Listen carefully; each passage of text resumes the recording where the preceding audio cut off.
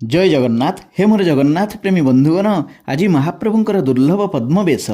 महाप्रभु पद्मवेश हेले ना गभीर जलराशि रे पद्म फुटिला भली तांको मुखमंडल आहुरी सुंदर देखा जाए।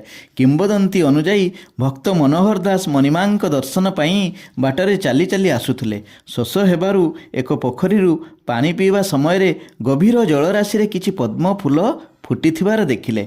गभीर जल भितरु बहु कष्टरे पद्म सबु तोली कांधरे थिबा गामुछारे बांधी श्रीमंदिर रे पहुंचीथिले। मंदिर रे पहुंचिला बेलकु फूल सबु मौली जाइथिला। सेवक माने मौला फूल देखि एहाकु फिंगी देइथिले।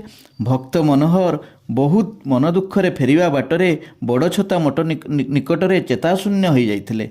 एही समय रे गजपति महाराज को स्वप्न हेला, भक्त मनोहर आनिथिबा पद्म फूल को मते लागी करा जाओ। तत्क्षणात गजपति महाराज मनोहर पाखरे पहुँची तांकु नेई सेवक माने फिंगी देइथिबा पद्म फूल को महाप्रभु को लागी कराइले सेवक मानक द्वारा। सेमिति जेमिति पद्म फूल मणिमांक ठारे लागू होईची फूल सबु सतेज होई उठिले। गजपति महाराज और सेवक माने समस्ते आश्चर्य होईगले महाप्रभुंकर मुखमंडल देखि। सेबेठु महाप्रभुंकर एई बेश अनुष्ठित होई आसुअछि।